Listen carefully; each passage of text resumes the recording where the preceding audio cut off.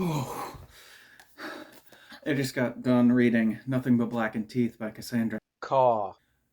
and I have some thoughts.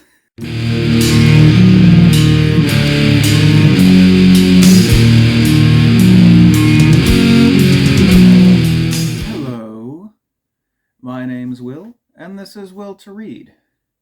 Before I get to the review, I do want to address something. Sharp-eyed viewers will notice that my edition of Nothing But Blackened Teeth is a paperback. And I believe the only commercially available editions of Nothing But Blackened Teeth are hardbacks. The reason for this is an advanced reader's copy. Yes, the book came out back in October, but the full-time job that I mentioned in the previous video that I started recently is at a bookstore. And my manager, learning that I am very into horror, decided to contact the rep for Tor Nightfire. Asked him for some send some galley copies for me of a bunch of their books, and this was one of them. So this was not sent to me for the channel. That would be really weird, considering I'm under 100 subscribers. But still, I do want to acknowledge that I did get a copy of this book for free. I don't think it will really affect my review at all. I was planning on getting a copy of this anyway, because, well, the cover kicks ass, and also just the reviews I've seen of it really intrigue me.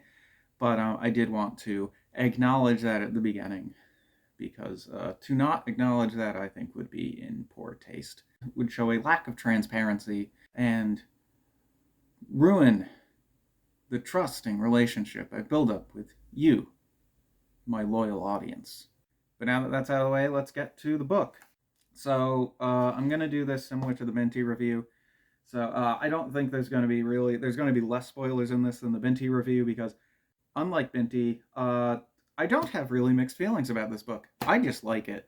But, for those that don't, just want to go into things fresh, my general thoughts are it's very fun. It's not anything super revolutionary, but it's, I think, a well-told ghost story, and it's fairly short. I read it in a day, and I have not done that in a while. You'll have a good time. There are some criticisms of it, which I will get to, and I'll give my responses to later on, but just for my general thoughts, give it a try. I had a lot of fun. So again, similar to the Minty review, we're going to do a compliment sandwich of 4 things that I want to discuss about the book. And that is its approach to horror, its plot, its meta-commentaries, and its approach to characters. And I'm going to start with the characters. This book is told from the first person. It is told specifically from the perspective of Kat. And one of the criticisms I've seen of this book is that the characters are unlikable, or that they're bad people, or that they were annoying. And I don't necessarily disagree with those things, but I think they are bad people or annoying in a way that is real. It's not over the top. I have met people like some of these characters. I have been friends with some people who are like some of these characters. These characters did not seem hollow. They seemed fleshed out with the exception of Talia. who I think is the one weak point of the characterization. Her traits seem to basically be she wants to have a wedding in a haunted house, and she doesn't like Cat. Those are her 2 traits.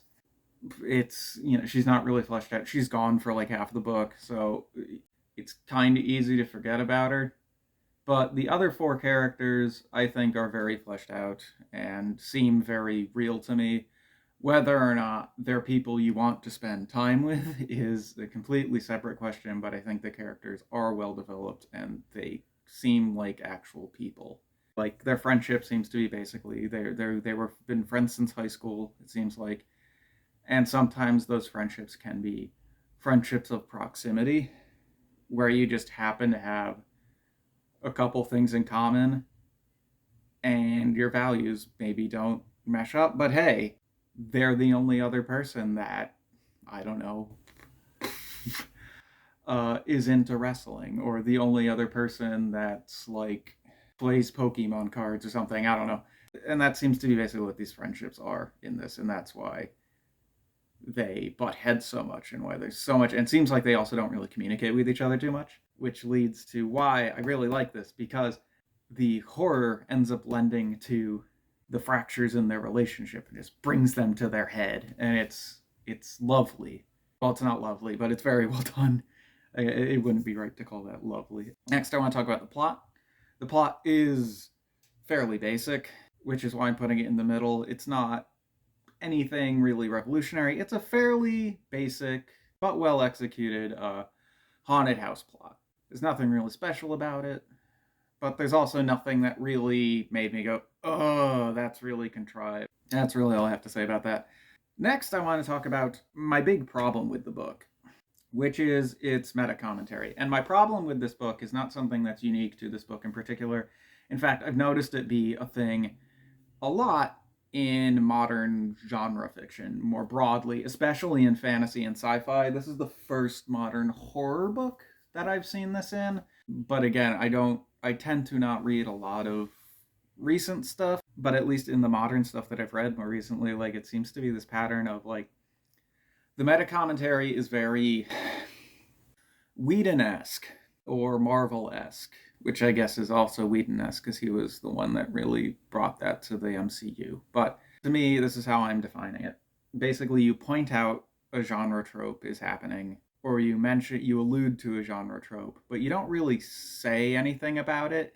You don't say why it's bad, or even necessarily that it's bad. You're just pointing out, oh, it's the thing. And that's what this does. Like, there are times where she's like, oh, we're in the third act, when they're in the third act of the book. Or characters saying like, ah, in a horror movie, we'd be killed off. And it's like, okay. And it's like, I don't know. She does subvert a couple of them, but I think the subversion ends up being undercut by that kind of stuff, because you end up being like, oh, okay. Instead of being, what? Like, it kills the impact. It killed the impact of it for me. I really don't like it. If you're doing something meta, if you're making a commentary on the genre, it's not enough to just say, this is a thing that happens a lot in the genre, in horror. Isn't it weird that this happens a lot in horror without saying like why it's maybe a bad thing, or why it's worth pointing out, or why it should be changed, or what should be changed about it, or anything? It felt kind of hollow. So that was the big low point for me. But from the big low point, we get to me, the big high point of the book, which is the essential part of a horror novel: the horror, the suspense. And I think Khaw does this really well, with the exception of the aforementioned undercutting with the meta commentary. When she doesn't do that, it's really, really good. I'm going to read you a section of the book just so that you get an idea of how juicy some of these prose are. This is from like partway through the book, but it doesn't give away anything. That's why I chose it. So here we go. We went up. Someone had lit 100 red candles in a room that must have belonged to a second wife, a concubine who had lost her luster, a room too small and too spare to have homed someone who mattered, a chapel sacred to the incidental. If the owner was ever beloved, it was grudgingly, resentfully, an act of reluctant duty. The room's only grace was an oval mirror, taller than plausible, its frame made of black ceramic, seamed with gold arteries. I just think that's such a vivid picture. She paints such vivid pictures of just what these rooms look like, what these things are like. And I love it. I think that's really what sold the book for me. I wish the meta commentaries weren't in there. That's the only part of her writing style I do not like. But when she's describing stuff, it's beautiful.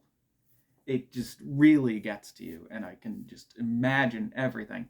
There was some criticism I saw that she doesn't really describe what the different Japanese ghosts and spirits look like.